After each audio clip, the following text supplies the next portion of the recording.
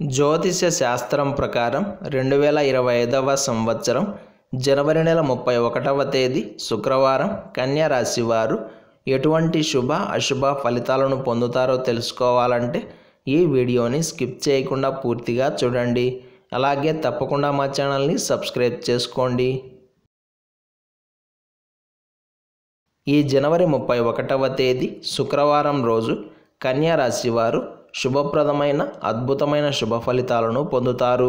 ఈ కారణం చేత కెరియర్ పరంగా కొన్ని కీలకమైన నిర్ణయాలను తీసుకునే అవకాశం ఉంది. మరీ ముఖ్యంగా వ్యాపారాలు చేసేవారు ఈరోజు ఒక అడుగు ముందుకు వేస్తారు.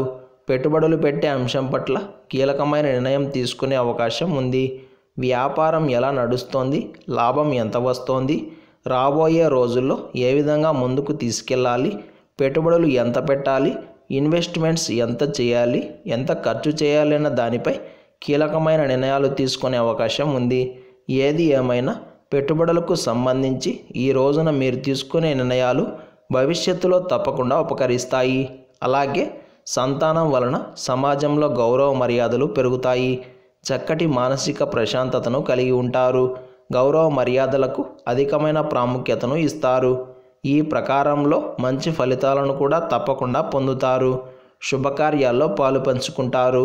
బహుమతులను ఇచ్చిపుచ్చుకుంటారు. మీరు చేసే కార్యాలన్నీ కూడా సానుకూలంగా నడుస్తాయి. ఈరోజు కన్యా రాశి వారికి సంబంధించి భారీ పరిశ్రమలు కానీ భారీ వ్యాపారాలను కానీ నడుపుతున్న వారు ఎవరైనా ఉంటే కీలకమైన నిర్ణయాలు తీసుకునే ముందు కాస్త వెనుక ముందు ఆలోచన చేసి ఆ తరువాత ఒక నిర్ణయానికి రావడం అనేది మంచిది. కాలం అయితే తప్పకుండా అనుకూలిస్తోంది. అలాగని తొందరపడి డెసిషన్స్ తీసుకోవడం అంత శ్రేయస్కరం కాదు. శారీరక శ్రమ తగ్గుతుంది. మానసిక ప్రశాంతత ఏర్పడుతుంది. జీవిత భాగస్వామి సహకారం లభిస్తుంది. పక్క వాళ్ళ సహాయ సహకారాలను అందిపుచ్చుకుంటారు. మొత్తం మీద కన్యా రాశి వారికి మంచి టైం నడుస్తోంది అని చెప్పాలి. ఈ శుక్రవారం రోజు కన్యా రాశి వారు బూడిద రంగు దుస్తులను ధరించకండి.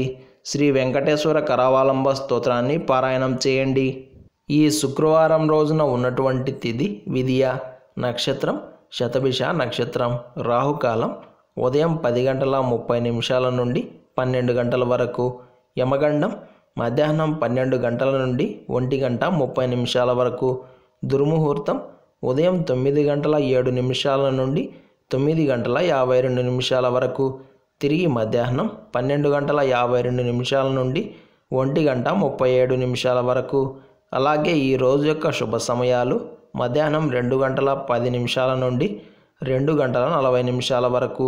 ఈరోజు పంచాంగం ప్రకారం అన్నప్రాసనకు, అక్షరాభ్యాసానికి, ఉపనయనానికి, గృహప్రవేశానికి, పెళ్లిచూపులకు, నిశ్చితార్థానికి, వివాహానికి, ప్రయాణాలకు, పరిచయాల వృద్ధికి, విద్యా విషయాలకు, ఉద్యోగ ప్రయత్నాలకు, వాహన సంబంధ అంశాలకు, వైద్య సంప్రదింపులకు, కొత్తవైన వస్త్రాభరణాలను కొనుగోలు చేయడానికి, శాంతులకు, అలాగే అప్పులకు కూడా కాలం అనుకూలంగా ఉంది.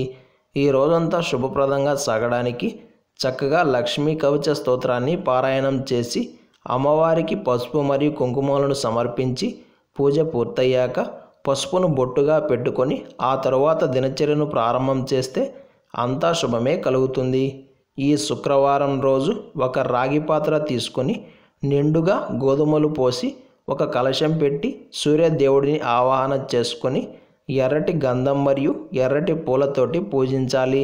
ఇలా ఎవరైతే శాస్త్రం ప్రకారం పూజ ఆచరిస్తారో వారికి తప్పకుండా సూర్యలోక ప్రాప్తి కలుగుతుంది అని పురాణాలు చెబుతున్నాయి.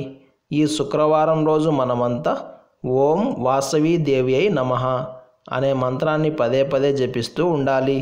ఈరోజు సాయంత్రం బియ్యం పిండిలో కొంచెం కుంకుమ వేసి ప్రమిదలు చేసి లక్ష్మీదేవి ముందు పెట్టి నెయ్యితో దీపం వెలిగించాలి.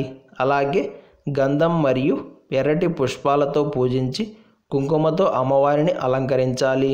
ఇలా చేస్తే మీ ఇంట బంగారం తాకట్టు పెట్టాల్సిన అవసరం ఉండదు. లక్ష్మీ అష్టకం పారాయణం చేస్తే అంతా శుభమే కలుగుతుంది.